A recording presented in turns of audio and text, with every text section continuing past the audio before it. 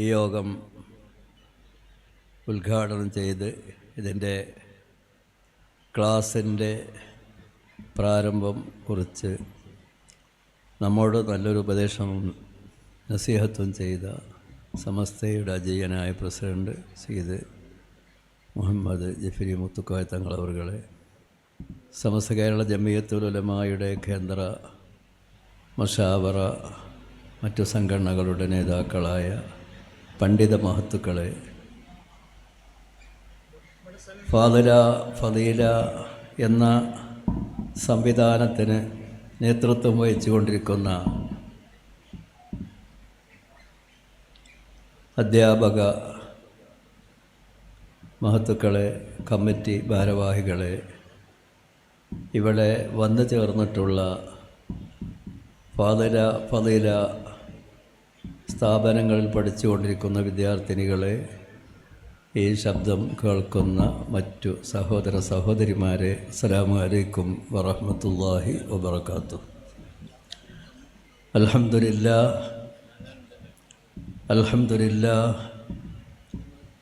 അൽഹംദുലില്ലാഹില്ലദീ അൻഅമ അലൈനാ ബിഹാദാ. അൽഹംദുലില്ലാഹിൽ മലിക്കിൽ ഹഖിൽ മുബീൻ. അൽഹംദുലില്ലാഹിൽ മലിക്കിൽ ഹഖിൽ മുബീൻ.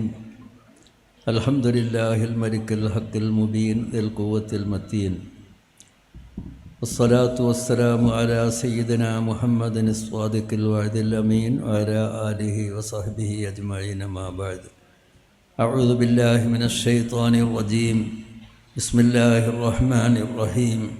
അൽ യൗമ അക്മൽതു ലക്കും ദീനക്കും വഅത്മംതു അലൈക്കും നിഅമതി വറദീതു ലക്കുമുൽ ഇസ്ലാമ ദീന. സദഖല്ലാഹു മൗലാനൽ അദീം. ബഹുമാനികളെ, 2019 തുടങ്ങിവെച്ച ഫദീല എന്ന വിദ്യാഭ്യാസ സംവിധാനം കുറഞ്ഞ വർഷങ്ങളെ കൊണ്ട് ഇത്രമാത്രം ഉന്നത നിലവാരത്തിലേക്ക് എത്തിച്ചേരുമെന്ന് അന്ന് തുടങ്ങുന്ന സമയത്ത് നമ്മൾ പ്രതീക്ഷിച്ചിട്ടില്ലായിരുന്നുവെങ്കിലും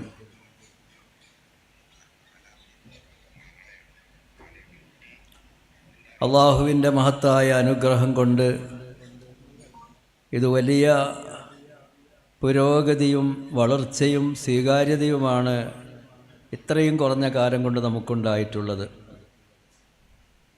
ബഹുമാനപ്പെട്ട സമസ്ത കേരള ജമിയത്തുൽ ഉലമായുടെ ഏത് പരിപാടികളാണെങ്കിലും വളരെ സമസ്തയുടെ കാര്യങ്ങളൊക്കെ പെടുന്നതിന് തീരുമാനിക്കുകയോ തുടങ്ങുകയോ നടപ്പാക്കുകയോ ചെയ്യുന്ന സമ്പ്രദായം സമസ്തക്കില്ല. 100 കൊല്ലത്തെ സമസ്ത കേരള ജമിയത്തുൽ ഉലമായുടെ ചരിത്രം പരിശോധിച്ച് നോക്കിയാൽ അങ്ങനെയാണ്.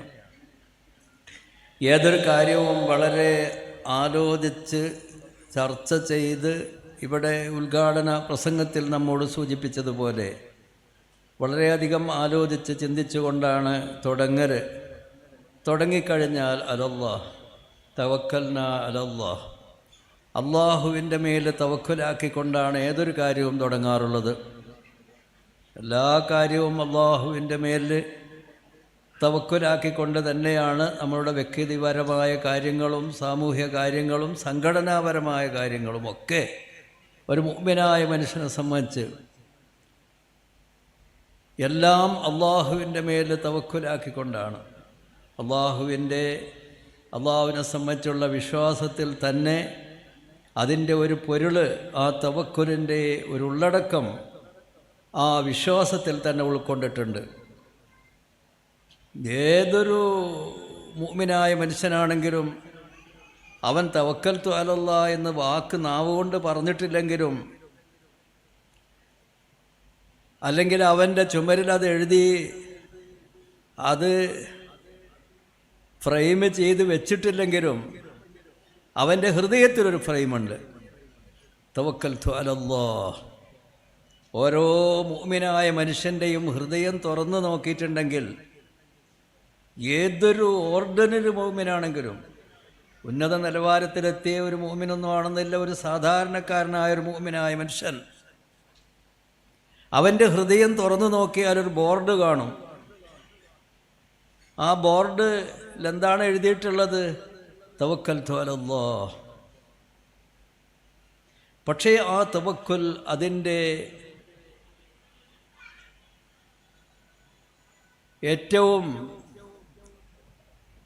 ഒരു ചെറിയ നിലവാരത്തിലെങ്കിലും മിനിമം എന്ന് പറയുന്നത് നമ്മൾ ഒരു മിനിമം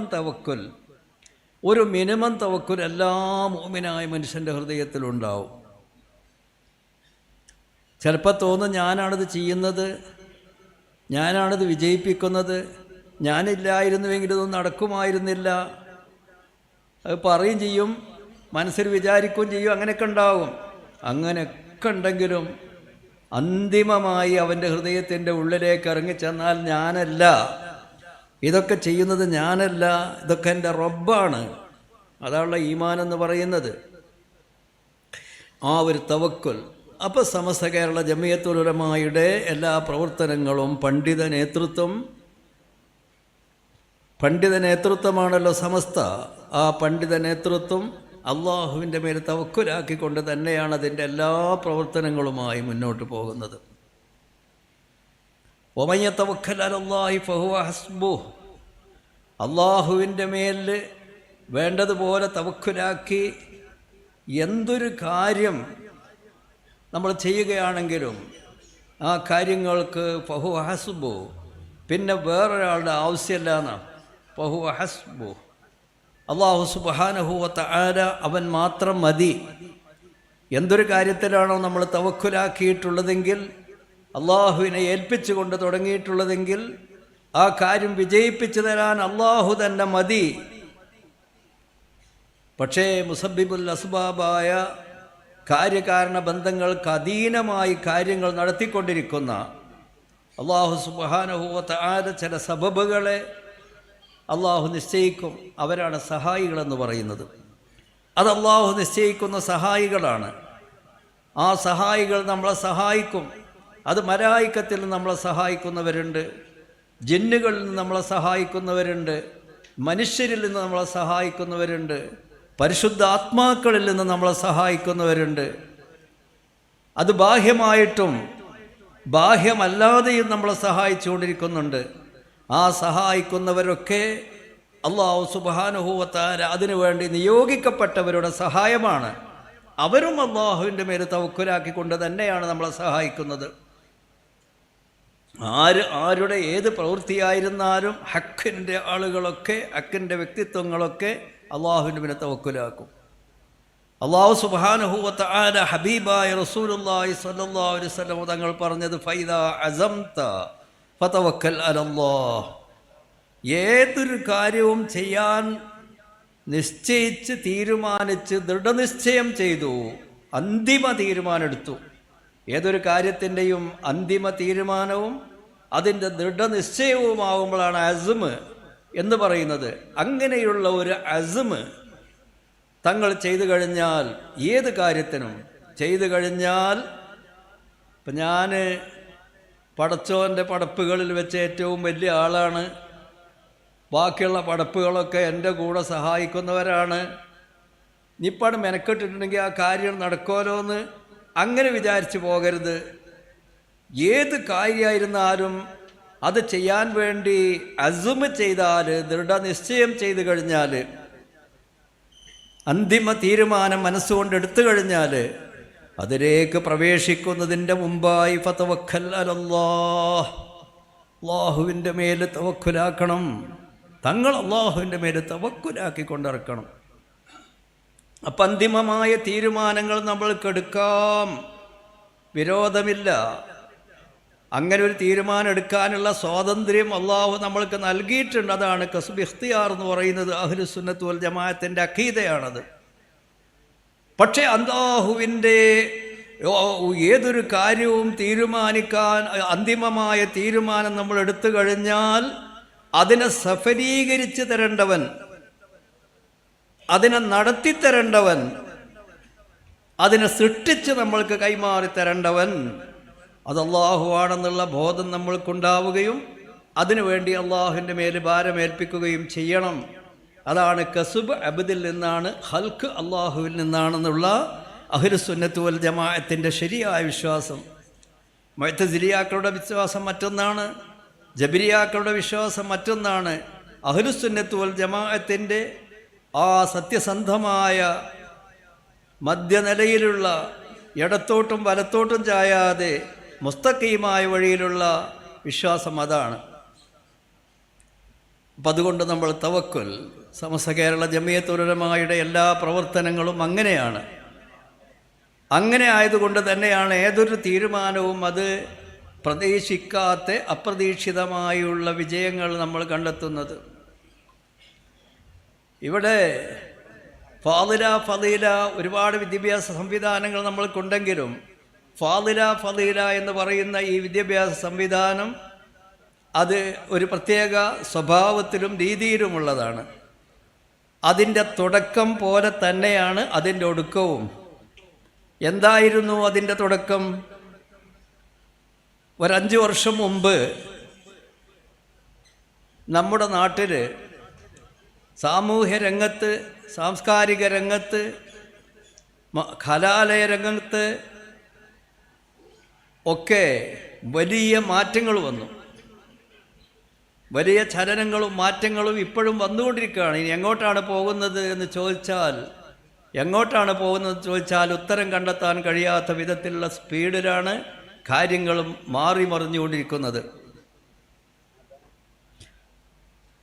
രംഗങ്ങളിലൊക്കെ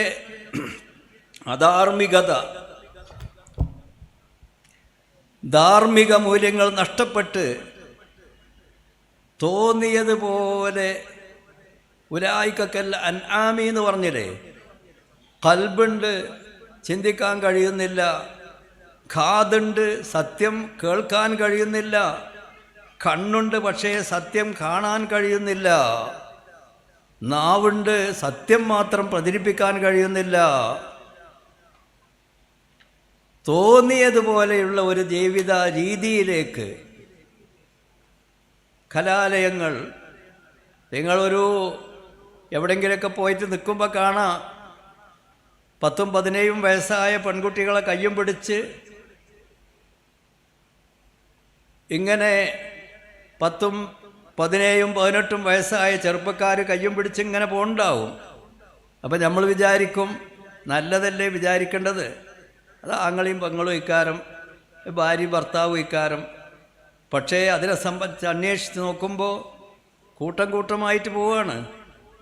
അതേതോ ഒരു അന്യ പെൺകുട്ടി, ഒരു അന്യ ആൺകുട്ടി, പക്ഷെ ഒരു സ്ഥാപനത്തിൽ പഠിക്കുന്നവരാണെന്നുള്ള ഒരു അണവ് മാത്രമാണ് അവർക്കുള്ളത്.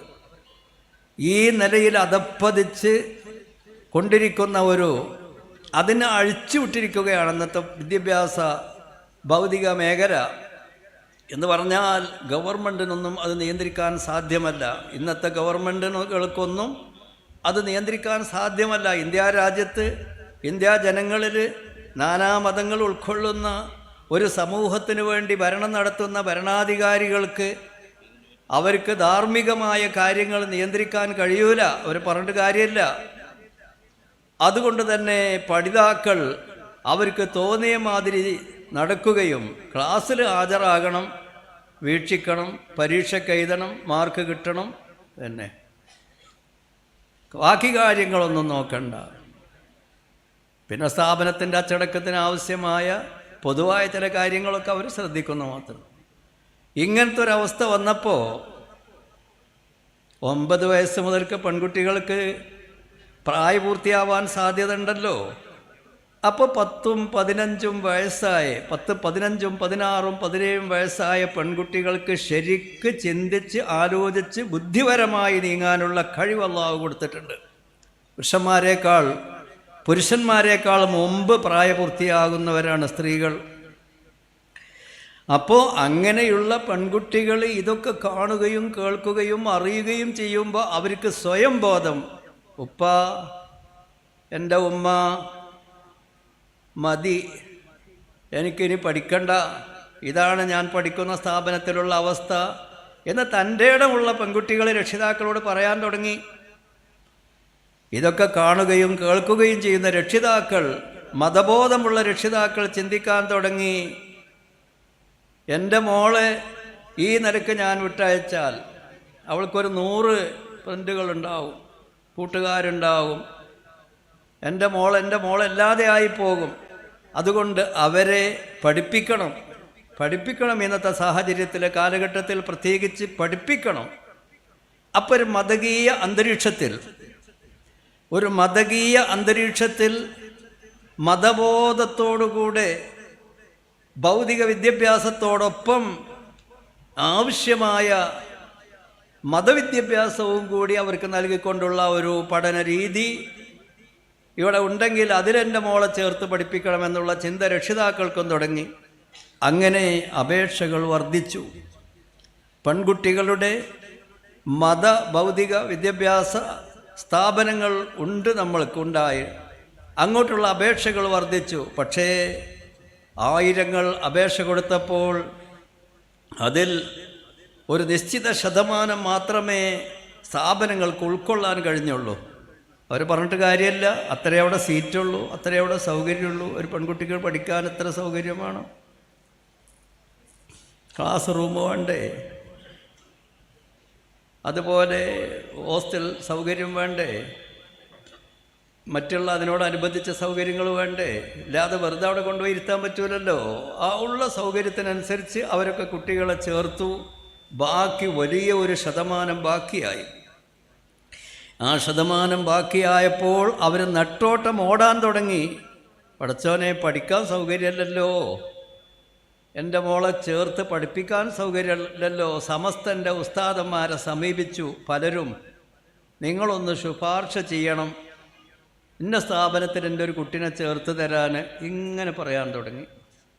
അങ്ങനെ വളരെയധികം രക്ഷിതാക്കളും ഉസ്താദുമാരും വിഷമിച്ചു. ആ വിഷമം കണ്ടപ്പോൾ സമസ്ത കേരള ജമിയത്തുൽ ഉലമ, പ്രത്യേകിച്ച് ഇസ്ലാം മത വിദ്യാഭ്യാസ ബോർഡ് അതിനെ സംബന്ധിച്ച് ഗൗരവമായി ആലോചിക്കുകയും നമ്മുടെ സമുദായത്തിൽ പഠിക്കാൻ ആഗ്രഹിക്കുന്ന ആൺകുട്ടികൾക്കായിരുന്നാലും പെൺകുട്ടികൾക്കായിരുന്നാലും സൗകര്യമില്ല എന്നുള്ളൊരു ഒരു ശബ്ദം ഇവിടെ കേൾക്കാൻ പാടില്ല. സൗകര്യം ഉണ്ടാക്കിയേ തീരൂ. നമ്മളുടെ കുട്ടികൾക്ക് പഠിക്കാൻ താല്പര്യമുണ്ടെങ്കിൽ, രക്ഷിതാക്കൾക്ക് പഠിപ്പിക്കാൻ താല്പര്യമുണ്ടെങ്കിൽ അതിനുള്ള സൗകര്യം ഒരുക്കേണ്ടത് സമസ്ത തന്നെയാണ് എന്ന അടിസ്ഥാനത്തിൽ ഗൗരവമായി ആ കാര്യത്തിനെ സംബന്ധിച്ച് ആലോചിക്കുകയും ചിന്തിക്കുകയും ചെയ്ത് പെൺകുട്ടികൾക്ക് മാത്രമായി 5 കൊല്ലം 2 കൊല്ലം അവരുടെ +1 +2 ഈ 2 വർഷം പൂർത്തിയാക്കിയാൽ വല്ല കല്യാണമോ മറ്റൊക്കെ ശരിയായി വരികയാണെങ്കിൽ അധിക കുട്ടികൾക്കും 18 വയസ്സായിട്ടുണ്ടാവും, അല്ലെങ്കിൽ അടുത്തിട്ടുണ്ടാവും. കല്യാണം ശരിയാണെങ്കിൽ അത് മുടക്കുക എന്നത് അത് ഒരു ധാർമ്മികതക്കെതിരാണത്. അത് ബുദ്ധിപരമല്ല. 18 വയസ്സാകാതെ ഗവൺമെൻറ് സർക്കാർ നമ്മൾക്കൊരു പെൺകുട്ടിനെ കെട്ടിക്കാൻ അനുവദിക്കുന്നില്ല. അതിൻ്റെ സ്ഥിതിയും വളരെ മോശമാണ്. പക്ഷേ സർക്കാർ അങ്ങനെ നിശ്ചയിച്ചു കഴിഞ്ഞാൽ ഈ രാജ്യത്ത് നമ്മൾക്കത് അംഗീകരിക്കാതിരിക്കാൻ നിർവാഹമില്ലാത്തത് കൊണ്ട് 18 വയസ്സ് വരെ കാത്തിരിക്കേണ്ടി വരികയാണ്. എന്നിട്ട് പിന്നെയും കാത്തിരിക്കണം എന്ന് പറയുന്നത് ശരിയല്ല എന്നതാണ് സമസ്തയുടെ നിലപാട്.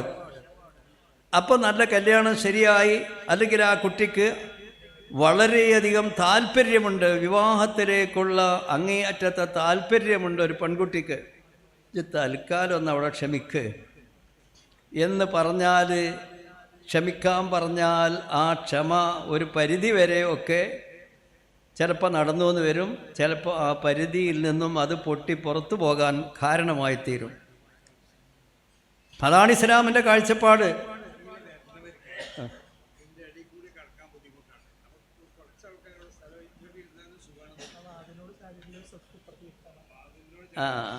നമ്മൾ പിന്നെ ഇങ്ങേ ഭാഗമുണ്ടല്ലോ, ഈ സൈഡ് ഒന്നിങ്ങോട്ട് ഈ സൈഡൊക്കെ ഇരുന്നാൽ അപ്പുറത്തുനിന്ന് കുറച്ച് ആളുകൾക്ക് ഇങ്ങോട്ട് പുറത്തേക്ക് ഇരിക്കുക. എന്നാൽ അവിടെ വരുന്നവർക്ക് കയറിയിരിക്കാനും സൗകര്യമാണെന്ന് പറയാം. എങ്ങനെ?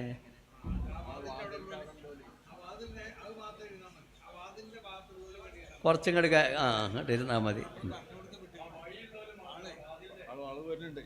ആ ബാക്ക് ഇതാ വാതില്. ഇതാണ് വാതിൽ. ആ വാതിൻ്റെ ലെവലിലുള്ള. അപ്പോൾ ഒരു വരി കസാല വേണമെങ്കിൽ ഒഴിവാക്കാം. കുറച്ചിനെ ഒരു വരി കസാല കൊണ്ട് ഒഴിവാക്കിയാലും കുഴപ്പമൊന്നുമില്ല.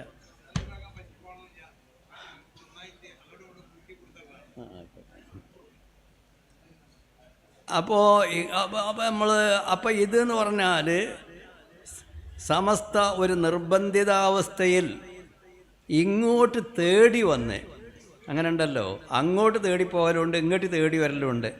സമസ്തയിലേക്ക് രക്ഷിതാക്കളും കുട്ടികളും ഇങ്ങോട്ട് തേടി വന്നപ്പോൾ ഉള്ള ഒരു നിർബന്ധിതാവസ്ഥയിൽ തുടങ്ങിയിട്ടുള്ള സംവിധാനമാണ് ഫാദില. 2 കൊല്ലം കൊണ്ട് ഫാദില എന്ന ബിരുദം. പണ്ട് കാലം മുതൽക്ക് തന്നെ മൗലവി ഫാദിൽ ഫൈദി എന്ന് നമ്മൾ പറയലുണ്ടല്ലോ. ബാക്കയാത്തുനിന്ന് പാസ്സായവർക്ക് മൗലവി ഫാദിൽ ബാക്കവി എന്ന് പറയും. ജാമിയാനൂരിയിൽ നിന്ന് പാസ്സായവർക്ക് മൗലവി ഫാദിൽ ഫൈദി എന്ന് പറയും. നന്ദി ദാറുസലാം എന്ന് പാസ്സായവർക്ക് മൗലവി ഫാദിൽ ദാരിമി എന്ന് പറയും. അങ്ങനെ നമ്മളുടെ ബിരുദ കോളേജുകളിലൊക്കെ മൗലവി ഫാദിൽ, ഈ ഫാദിൽ എന്ന് പറയുന്നത് വലിയ ഒരു വാക്കായിട്ടാണ്. അപ്പോൾ അതിൽ നിന്ന് തന്നെ ആവട്ടെ നമ്മളുടെ ഈ കോഴ്സിൻ്റെയും. അപ്പോൾ ഫാദില, ഫദീല 2 കൊല്ലം പഠിച്ചവർ അവർക്ക് ഫാദില എന്ന ഒരു ബിരുദവും, പിന്നീട് 5 കൊല്ലം പൂർത്തിയാക്കിയവർക്ക് ഫദീല എന്ന ബിരുദവും നൽകാൻ തീരുമാനിച്ചു. അത് മത വിഷയങ്ങളിൽ, മതകാര്യങ്ങളിൽ, ഭൗതിക വിഷയങ്ങളിൽ ഒട്ടും അവർക്ക് കുറവ് വരുത്തൂല. അവർക്ക് +1 +2 ഡിഗ്രി ഇത്രയേ സാധിക്കുള്ളൂ. പിന്നെ ഉപരിപഠനത്തിന് വേണമെങ്കിൽ അതിനുള്ള സൗകര്യങ്ങളൊക്കെ അവർക്ക്, അതിനുള്ള കഴിവും മലക്കയും ഒക്കെ ഉണ്ടാക്കിയിട്ടുണ്ടാവും. അൽഹംദുലില്ലാഹ്, അങ്ങനെയാണിത് തുടങ്ങിയത്. ഇങ്ങോട്ട് തേടി വന്നിട്ട് സമസ്ത തുടങ്ങിയതാണ്. ഇന്നും അങ്ങനെ തന്നെ. ഇപ്പോൾ നിങ്ങൾ കാണുന്നോ എത്ര പരസ്യങ്ങളുണ്ടാകും. റമദാൻ മാസമൊക്കെ വന്നിട്ടുണ്ടെങ്കിൽ വലിയ 1 പേജ് 2 പേജിലൊക്കെ വലിയ പരസ്യങ്ങളുണ്ടാവും. ഫാദിലക്ക് വേണ്ടിയിട്ട് അങ്ങനെ പരസ്യം ചെയ്യലില്ല. അതാവശ്യമുള്ള പെൺകുട്ടികൾക്ക് അവർക്കൊക്കെ വന്ന് ചേരാ, രക്ഷിതാക്കൾക്ക് ചേർക്കുക. അങ്ങനെ ചേരുമ്പോൾ അതിനുള്ള സംവിധാനം സമസ്ത ഏർപ്പെടുത്തുക എന്നുള്ളതാണ്. ഇപ്പോഴും അങ്ങനെ തന്നെയാണ്. അങ്ങനെ നമ്മളെ സ്ഥാപനങ്ങൾ ഇന്നും ഒരുപാട്, ഈ വർഷവും ഒരുപാട് അപേക്ഷകൾ, പല സ്ഥലത്തുനിന്നും സ്ഥാപനങ്ങൾ തുടങ്ങാനുള്ള അപേക്ഷകൾ കിട്ടിയിട്ടുണ്ട്. ധാരാളം പുതിയ കുട്ടികൾ ചേർന്നുകൊണ്ടിരിക്കുന്നുണ്ട്. പക്ഷേ ഏതൊരു സംഗതിയും തുടങ്ങുമ്പോൾ അതിൻ്റെ തുടക്കത്തിൽ പോരായ്മകളുണ്ടാവും. ആ പോരായ്മകളൊക്കെ ഓരോ വർഷവും കഴിഞ്ഞ വർഷങ്ങളിലുണ്ടായ പോരായ്മകൾ മനസ്സിലാക്കി അതൊക്കെ പരിഹരിച്ച് അതൊക്കെ പരിഹരിച്ചുകൊണ്ടിരിക്കുകയാണ്. അല്ലാഹു സുബ്ഹാനഹു വ തആല നമ്മൾക്ക് വളരെ നല്ല രീതിയിൽ ഇത് സമസ്തയുടെ ഒരു സ്ഥാപനങ്ങളാണെന്ന് മാത്രം മനസ്സിലാക്കാതെ നമ്മളെല്ലാവരുടെയും സ്ഥാപനമാണെന്നുള്ള ആ ഓർമ്മയോടുകൂടെ എല്ലാ മേഖലയിലും പ്രവർത്തിക്കുന്നവരൊക്കെ ഈ ജനറൽ സംവിധാനം ഇതെന്ന് പറഞ്ഞാൽ ഹക്കിനെ തേടി വരുന്ന ആളുകളൊന്നും, ഹക്കിനെ തേടി വരുന്ന ആളുകളെ തിരിച്ചുവിടരുത്, അവരെ റദ്ദ് ചെയ്യരുത് എന്നുള്ള ഒരു പൊതുവായ ചില നിർദ്ദേശങ്ങളുണ്ട്. ആ നിർദ്ദേശത്തിൻ്റെ അടിസ്ഥാനത്തിൽ വലിയ അമിതമായ പരീക്ഷകൾ നടത്തി കുറച്ച് ആളുകളെ മാത്രം സെലക്ട് ചെയ്ത് ബാക്കിയുള്ളവരൊക്കെ പൊയ്ക്കോളി, നിങ്ങൾ ഏതെങ്കിലും പൊയ്ക്കോളി, നിങ്ങളെ നോക്കാനൊന്നും ഞങ്ങൾക്ക് കഴിയൂല എന്ന് പറയുന്നേ, അതും ആവശ്യമുള്ള ഒരു രീതിയാണ്. കുറച്ച് ആളുകൾ, നമ്മൾ പ്രഗത്ഭരായ കുട്ടികളെ സെലക്ട് ചെയ്ത് അവർക്ക് ഉന്നതമായ നിലവാരത്തിലുള്ള ആളുകളും നമ്മൾക്ക് ആവശ്യമാണ്. പക്ഷേ ഇതങ്ങനത്തതല്ല. ഇത് ഉന്നത നിലവാരത്തിലുള്ള കുട്ടികളുണ്ടാകും, അല്ലാത്ത കുട്ടികളുണ്ടാകും. എല്ലാവർക്കും പഠിക്കാനുള്ള സൗകര്യമാണ് ഫദീലയിൽ. കുറച്ചാളുകൾ ഒഴിവാക്കിക്കൂടെ എന്ന് ചോദിച്ചാൽ ഒഴിവാക്കൂല. ഇതിൻ്റെ രീതി അങ്ങനെയാണ്. നമ്മളുടെ കുട്ടികൾക്ക് ഇൽമ് മാത്രമല്ല ഉദ്ദേശിക്കുന്നത്, അവരെ ബുദ്ധി പരിശോധിക്കൽ മാത്രമല്ല ഉദ്ദേശിക്കുന്നത്, അതിനേക്കാൾ ഉപരി അവർക്ക് ഹിദായത്ത്, അവർക്ക് ബോധവൽക്കരണം, അവർക്ക് തസ്കിയത്ത്, അവരെ നന്നാക്കിയെടുക്കുക. ഉദ്ഘാടന പ്രസംഗത്തിൽ തങ്ങൾ ഉസ്താദ് നല്ല വനിതകളെ വാർത്തെടുക്കലാണ് ഉദ്ദേശം എന്ന് പറഞ്ഞില്ലേ. അങ്ങനെ നല്ല സ്വഭാവ ഗുണമുള്ള, മതബോധമുള്ള ഭാവി തലമുറക്ക് അവരെ കൊണ്ട് വലിയ ഗുണം കിട്ടുന്ന രീതിയിലുള്ള ഹിദായത്തുള്ള പെൺകുട്ടികളെ വാർത്തെടുക്കലാണ് ഉദ്ദേശം. അതിനെല്ലാവരെയും പറ്റും, മനസ്സിലായി. അതിനനുസരിച്ചുള്ള ലളിതമായ രീതിയിലുള്ള സിലബസാണ്. ഇൻഷാ അല്ലാഹ് താമസിച്ച് പഠിക്കാനുള്ള സംവിധാനം സമസ്ത കേരള ജമിയത്തുൽ ഉലമായുടെ നേരിട്ട് തന്നെ, അല്ലാത്ത താമസിച്ച് പഠിക്കുന്ന കോളേജുകളുണ്ടെങ്കിലും സമസ്ത കേരള ജംഇയ്യത്തുൽ ഉലമ നേരിട്ട് താമസിച്ച് പഠിക്കാനുള്ള ഒരു സംവിധാനം, ഞങ്ങൾ അതിനുള്ള അനുയോജ്യമായ സ്ഥലങ്ങൾ നോക്കിക്കൊണ്ടിരിക്കുകയാണ്. നല്ല സ്ഥലം വാങ്ങി ഇൻഷാ അല്ലാഹ് നല്ല രീതിയിലുള്ള താമസിച്ച് പഠിക്കാനുള്ള, പെൺകുട്ടികൾ താമസിച്ച് പഠിക്കുക എന്ന് പറഞ്ഞാൽ ഒരുപാട് ഷർത്തുകൾ അതിനുണ്ട്, നിബന്ധനകളുണ്ട്. ഒത്തിണങ്ങിയ രീതിയിലുള്ള യാത്രാ സൗകര്യം, വെള്ള സൗകര്യം, പെൺകുട്ടികൾക്കുള്ള സൗകര്യങ്ങളൊക്കെ ചെയ്തു കൊടുക്കാൻ പറ്റുന്ന സ്ഥലങ്ങൾ ഒക്കെ നോക്കിക്കൊണ്ടിരിക്കുകയാണ്. നല്ല താമസിച്ച് പഠിക്കാനുള്ള, ഇപ്പം നമ്മൾക്ക് കാസർഗോഡ് ഒരു 3 ഏക്കർ സ്ഥലം ഒരാൾ തന്നിട്ടുണ്ട്. അവിടെ അതിൻ്റെ കെട്ടിട നിർമ്മാണത്തിന് വേണ്ടിയുള്ള പെർമിറ്റുകളൊക്കെ ശരിയാക്കിക്കൊണ്ടിരിക്കുകയാണ്. ഏകദേശം ശരിയായിട്ടുണ്ട്. ശരിയായി കഴിഞ്ഞാൽ ആ 3 ഏക്കർ സ്ഥലത്ത് ഒരു 500 കുട്ടികൾക്ക് താമസിച്ച് പഠിക്കാനുള്ള ബിൽഡിങ് കെട്ടി അവിടെ തുടങ്ങും. അതുപോലെ നമ്മളെ മലപ്പുറം ജില്ലയിൽ വേണം, മറ്റ് സൗകര്യമുള്ള ആവശ്യമുള്ള ജില്ലകളിലൊക്കെ നമ്മൾക്കതുപോലെയുള്ള സ്ഥാപനങ്ങൾ ഉണ്ടാക്കണം. അല്ലാഹു സുബ്ഹാനഹു വ തആല തൗഫീഖ് ചെയ്യുമാറാവട്ടെ. രണ്ടാമതായി, ഈ സ്ഥാപനങ്ങൾ അഹ്ലുസുന്നത്ത് വൽ ജമാഅത്തിൻ്റെ ആശയ ആദർശങ്ങൾക്ക് വിധേയമായിക്കൊണ്ട് ഒരണുപോലും വ്യതിചരിക്കാത്ത രീതിയിലാണ് നമ്മളുടെ പാഠ്യ പദ്ധതികളും പഠന രീതികളും കുട്ടികളെ നിയന്ത്രിച്ചു കൊണ്ടിരിക്കുന്നതൊക്കെ അങ്ങനെയാണ്. അഹ്ലുസുന്നത്ത് വൽ ജമാഅത്തിൻ്റെ നിലപാട് എന്താണെന്ന് ചോദിച്ചാൽ, ഞാൻ ഓതി വെച്ച ആയത്തിൻ്റെ അർത്ഥം പറഞ്ഞ് ഞാൻ നിർത്തുകയാണ്. 3 കാര്യങ്ങൾ. അൽ യൗമ അക്മൽതു ലക്കും ദീനക്കും 1, വ അത്മംതു അലൈക്കും നിഅമതി 2, വ റളീതു ലക്കുമുൽ ഇസ്ലാമ ദീന 3 കാര്യങ്ങൾ ഈ ആയത്തിൽ അല്ലാഹു സുബ്ഹാനഹു വ തആല നമ്മളെ പഠിപ്പിച്ചിട്ടുണ്ട്. ഇന്നത്തെ ദിവസം അക്മൽതു ലക്കും ദീനക്കും, നിങ്ങളെ ദീനിനെ ഞാൻ പൂർത്തീകരിച്ച് തന്നു. നല്ലോണം ആലോചിക്കണം. ദീന് പൂർത്തീകരിച്ച് കഴിഞ്ഞിക്കണു, ഇനി അതിൽ കൂട്ടിച്ചേർക്കേണ്ട ആവശ്യം എന്താ? അത് അല്ലാഹു സുബ്ഹാനഹു വ തആല പറയാണ്, അക്മൽതു ലക്കും ദീനക്കും, നിങ്ങളെ ദീനെ ഞാൻ സമ്പൂർണമാക്കി തന്നിരിക്കുന്നു. ഇനി അതിലൊരു കമാലിയത്ത് വേറെ പ്രതീക്ഷിക്കാനില്ല. വ അത്മംതു അലൈക്കും നിഅമതി, എൻ്റെ നിഅമത്ത് ഞാൻ പരിപൂർണമാക്കിയിരിക്കുന്നു. എന്താ ഏറ്റവും വലിയ നിഅമത്ത്? നുബുവത്തും റിസാലത്തും 1.25 ലക്ഷത്തോളം വരുന്ന അംബിയാ മുർസലുകൾ അല്ലാഹു നിയോഗിച്ചു, അത് പൂർത്തീകരിച്ചു. ഇനി ലാ നബിയ ബഅദി, എൻ്റെ ശേഷം ഒരു നബി ഇല്ലാന്ന. അപ്പോൾ ഒരു നബിയുടെ ആവശ്യമോ ഒരു ശരീഅത്തിൻ്റെ പുതിയ ആവശ്യമോ ഇനിയില്ല.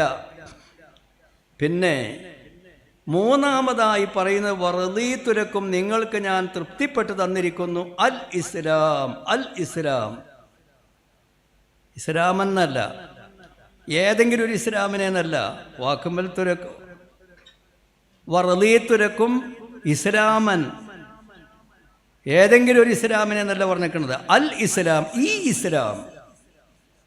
ഇപ്പം നിങ്ങളെ മുമ്പിൽ നിങ്ങൾ കാണുന്ന 23 കൊല്ലക്കാലം കൊണ്ട് നിങ്ങളെ പഠിപ്പിച്ചിട്ടുള്ള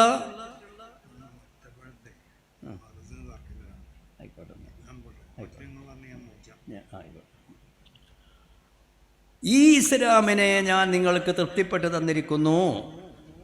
കണ്ടോ, ഒരു അലിഫ്ലാമുണ്ട് അവിടെ. ഞങ്ങൾ ഒരു പരിപാടി ഉണ്ട്, അതുകൊണ്ട് പോവാണ്. റളീതു ലക്കുമുൽ ഇസ്ലാം, ഈ ഇസ്ലാമിനെ, ആ അലിഫ്ലാം നമ്മൾ മറക്കാൻ പാടില്ല. ഈ ഇസ്ലാമിനെ നിങ്ങൾക്ക് തൃപ്തിപ്പെട്ട് തന്നിരിക്കുന്നു. ഇതിലോരോ ഈ 3 കാര്യങ്ങളിൽ ഓരോന്നും നമ്മൾ ചിന്തിക്കണം. നിങ്ങളെ ദീന് പരിപൂർണമാക്കി തന്നു എന്ന് പറഞ്ഞാൽ ഇനി ഒരു മോഡേൺ ആവശ്യമുണ്ടോ? ഒരു മോഡേൺ ഇസ്ലാമിൻ്റെ ആവശ്യം ഈ കാലഘട്ടത്തിനനുസരിച്ച് ഒരു മോഡേൺ ഇസ്ലാം വേണമെന്ന് പറഞ്ഞ് നടക്കേണ്ട ആവശ്യമുണ്ടോ? യാതൊരു ആവശ്യമില്ല. എന്നാ അല്ലാഹു സുബ്ഹാനഹു വ തആല അക്മൽതു ലക്കും ദീനക്കും എന്ന് പിന്നെ പറയേണ്ട ആവശ്യം എന്താണ്? ഞാൻ തുടങ്ങി വെച്ചിട്ടുണ്ട്, ഇനി വാക്യങ്ങൾ പൂർത്തിയാക്കിയാൽ മതി എന്ന് പറഞ്ഞാൽ പോരെ? നിങ്ങളൊക്കെ വലിയ ചിന്തകന്മാരും വലിയ ബുദ്ധിമാനികളും അവസാന കാലഘട്ടത്തിൽ ശാസ്ത്രമൊക്കെ ഒരുപാട് പുരോഗമിച്ചു വരും. അപ്പം നിങ്ങൾക്കൊക്കെ ഇതിൽ ആവശ്യമായ പൂർത്തീകരണങ്ങളൊക്കെ നടത്താം. അങ്ങനെ കാലഘട്ടത്തിനനുസരിച്ച് കൊണ്ട് പുതിയ പുതിയ മോഡേണുകൾ നിങ്ങൾക്കുണ്ടാക്കാം. ആ മോഡലുകൾ ഉണ്ടാക്കാനുള്ള അനുവാദം അല്ലാഹു നൽകിയിട്ടില്ല. ഇതിൽ ഇനിയൊന്നും വേണ്ട ആവശ്യമില്ല. അക്മൽതു, ഞാൻ തന്നെ അത് പൂർത്തീകരിച്ച് തന്നിരിക്കുന്നു എന്ന് ഉറപ്പിച്ച് പടച്ച തമ്പുരാൻ നമ്മളോട് പറയാണ്. അതേ പ്രകാരം തന്നെ നുബുവത്തിൻ്റെ റിസാലത്തും ഇനി ഒരു നബി മിർസാ ഗുലാം അഹമ്മദ് ഖാദിയാനെ പോലെയുള്ള കള്ളപ്രവാചകന്മാരുടെ പുറപ്പെടുമ്പോൾ അതൊരിക്കലും അത് അള്ളാഹു സുബ്ഹാനഹു വ തആല അംഗീകരിക്കാത്തൊരു കാര്യമാണ് എന്ന് നമ്മൾക്ക് മനസ്സിലാക്കാവോ. അത്മംതു അലൈക്കും നിഅമതി. ഈ ഒരു നബിൻ്റെ റിസാലത്തിൻ്റെ ഒന്നും ആവശ്യമില്ല. റളീതു ലക്കുമുൽ ഇസ്ലാം. ഈ ഇസ്ലാം എന്നും പുതിയതാണ്, പഴക്കം പിടിപെടാത്ത ഒന്നാണ് പരിശുദ്ധ ദീനുൽ ഇസ്ലാം. എന്നും അത് പുതിയതാണ്. വിശുദ്ധ ഖുർആൻ എന്നും പുതിയതാണ്. നബി തങ്ങളുടെ തിരുവചനങ്ങൾ എന്നും പുതിയതാണ്. പരിശുദ്ധ ഇസ്ലാം എന്നും പുതിയതാണ്, അതിന് പഴക്കമില്ല. ഇവിടെ അന്ത്യനാൾ വരെ ഉണ്ടാകാൻ പോകുന്ന സകല കാര്യങ്ങളും എന്ത് സമസ്ത, അതൊക്കെ പഴഞ്ചനല്ലേ, അതിൻ്റെയൊക്കെ കാലം കഴിഞ്ഞില്ലേ. ഈ പരിഷ്കരിച്ച യുഗത്തിൽ ഈ പഴഞ്ചനായിട്ട് നടക്കുന്നൊരു പഴഞ്ചന്മാർ അവരെ കോയിനറക്കാനല്ലാതെ എന്തിനാ പറ്റുക? കാലം മാറിയതറിയാത്ത ഒരു കൂട്ടർ എന്ന് പറഞ്ഞ് നടക്കുന്ന ചില മോഡേണിസ്റ്റുകളുണ്ട്. ആ മോഡേണിസ്റ്റുകൾക്ക് യഥാർത്ഥത്തിൽ എന്താണ് പുതിയത്, എന്താണ് പഴയത്, അതവർക്ക് മനസ്സിലായിട്ടില്ല. പരിശുദ്ധ ദീനുൽ ഇസ്ലാം എന്ന് പറയുന്നത്, ഇസ്ലാം ശരീഅത്ത്, അത് അഖായിദ് വിശ്വാസ കാര്യങ്ങളുണ്ട്, അതിൽ കർമ്മപരമായ കാര്യങ്ങളുണ്ട്, ആത്മീയതയുടെ കാര്യങ്ങളുണ്ട്. അതാണ് അഖായിദ്, ഫിഖ്ഹ്, തസൗഫ് എന്ന് പറയുന്നത്. അതിലേറ്റവും സുപ്രധാനമായ വിശാലമായ ഒരു ലോകമാണ് കർമ്മശാസ്ത്രം. 23 കൊല്ലക്കാലത്തെ നബി സല്ലല്ലാഹു അലൈഹി വസല്ലം തങ്ങളുടെ വാക്കുകളിലൂടെ, പ്രവൃത്തികളിലൂടെ, മൗനാനുവാദങ്ങളിലൂടെ സഹാബത്തിന് പഠിപ്പിച്ചു കൊടുക്കുകയും അതവർ മനസ്സിലാക്കുകയും ഉൾക്കൊള്ളുകയും ചെയ്തു. അതവർ പ്രവർത്തിച്ച് പ്രാവർത്തികമാക്കി. അവരെ തസ്കിയത്തിൻ്റെ ശേഷമാണ് അവർക്ക് പഠിപ്പിച്ചത്. യുസക്കീഹിം വയുഅല്ലിമുഹുൽ കിതാബ വൽ ഹിക്മ. അവരെ തസ്കിയത്ത് ചെയ്തു, ശുദ്ധീകരിച്ചെടുത്തുകൊണ്ടാണ് അവർക്ക് ഖുർആനും അവർക്ക് ദീനും അവർക്ക് ശരീഅത്തും അവർക്ക് പഠിപ്പിച്ചത്. അതുകൊണ്ട് തന്നെ അവർ ഹൃദയത്തിലേക്ക് അത് കടന്നു ചെന്നു, അത് സ്ഥലം പിടിച്ചു, അവരത് ഉൾക്കൊണ്ടു, അതനുസരിച്ച് ജീവിച്ചു. അവർ പരിശുദ്ധാത്മാക്കളായ ജീവിതം അവർ നയിച്ചു. അവർ മഹത്തുക്കളാണ്. ആ മഹത്തുക്കൾ നബി സല്ലല്ലാഹു അലൈഹി വസല്ലം തങ്ങൾ തർബിയത്ത് ചെയ്ത്, തസ്കിയത്ത് ചെയ്ത് ശുദ്ധീകരിച്ചെടുത്ത വ്യക്തിത്വങ്ങളാണ് സഹാബ. അതുപോലെയുള്ള ഒരു തർബിയത്ത് ലോകത്തിന് ആർക്കും കിട്ടൂല. ഹബീബായ റസൂലുള്ളാഹി സ്വല്ലല്ലാഹു അലൈഹി വസല്ലമ തങ്ങൾ 23 കൊല്ലക്കാലം ചെയ്ത തർബിയത്തും തസ്കിയത്തും അതിനെ ആർക്കും കിട്ടൂല. അത് സഹാബത്താ. നബി സല്ലല്ലാഹു അലൈഹി വസല്ലം തങ്ങളുടെ സാന്നിധ്യത്തിൽ ഹദ്റത്തിൽ ഒരു നിമിഷ നേരം മാത്രം ഈമാൻ കൊണ്ടൊരാളിരുന്നാൽ അവൻ്റെ പേര് സഹാബി എന്നായി. അതൊരു പ്രത്യേക പേരാണ്, ഔദ്യോഗിക പേരാണത്. അവൻ്റെ ഹൃദയത്തിന് അതുവരെ ഇല്ലാത്ത ഒരു മാറ്റം, ഒരു പ്രകാശം അവൻ്റെ ഹൃദയത്തിലേക്ക് പ്രവേശിച്ചു കഴിഞ്ഞു എന്നാണ്. അപ്പോഴാണ് സഹാബി എന്ന് പറയുന്നത്. പിന്നെ എത്ര കാലം സഹാബത്ത് നബി തങ്ങളോട് കൂടെ ഇരുന്ന് ആ ഹദ്റത്തിലിരുന്നു കൊണ്ട് ആ പ്രകാശം ഹൃദയത്തിൽ നിറച്ച് ആ പരിശുദ്ധമായ ഹൃദയത്തിലേക്ക് ഇട്ടുകൊടുക്കുന്ന അറിവിൻ്റെ ഓരോ കണികകളും അത് അവരുടെ ഹൃദയത്തിൽ സ്ഥലം പിടിച്ചു എന്ന് മാത്രമല്ല, അവരുടെ ശരീരത്തിൻ്റെ, അവരുടെ മജ്ജ വരെ, അവരുടെ രക്തത്തിലും അവരുടെ മാംസത്തിലും അവരുടെ മജ്ജയിലും ശരീരത്തിൽ മുഴുവനും അത് കടന്നുകൂടി കലർന്നു കഴിഞ്ഞ് അവർക്ക് താഴത്തിനുള്ള അള്ളാഹും അവൻ്റെ റസൂലും എന്താ പറഞ്ഞത് അത് പ്രവർത്തിക്കാനുള്ള ശരിയായ ഒരു തഖ്വയുടെ മനസ്ഥിതി അവർക്കുണ്ടായി.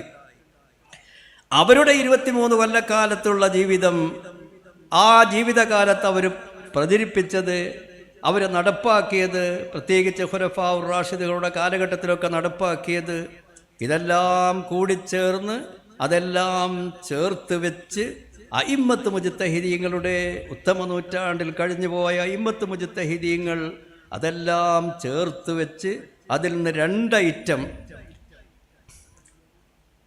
അതിൽ നിന്ന് ഉസൂൽ, അടിസ്ഥാനപരമായ നിയമങ്ങൾ അതിൽ നിന്ന് അവർ കണ്ടുപിടിച്ചു. എന്നിട്ട് ശാഖാപരമായ കാര്യങ്ങളുടെ വിധികൾ അത് മുഖേന അവർ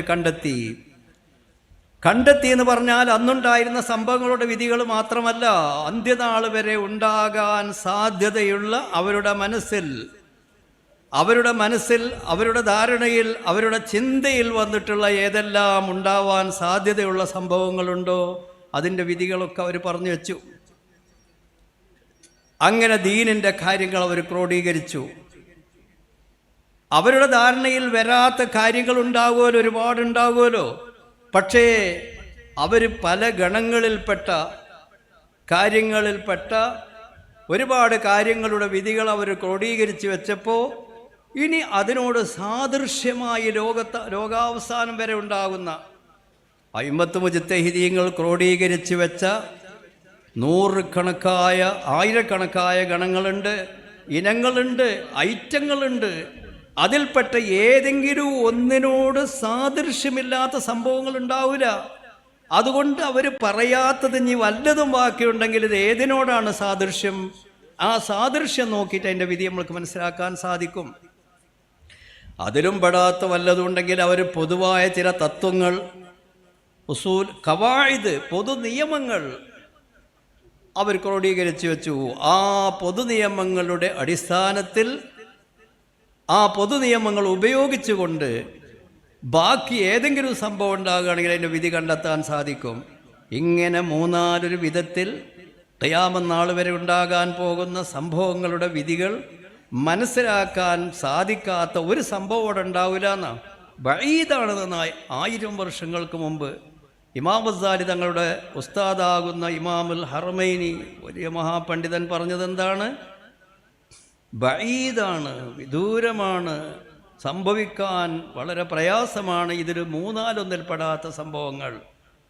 1000 കൊല്ലം മുമ്പാണ്. അതിൻ്റെ ശേഷം പണ്ഡിതന്മാർ, ഇമാമീങ്ങൾ നൂറ്റാണ്ടുകൾ നീണ്ടുനിന്ന പഠനങ്ങളും ചർച്ചകളും വിശദീകരണങ്ങളും നടത്തി അതും ക്രോഡീകരിച്ചു വെച്ചു.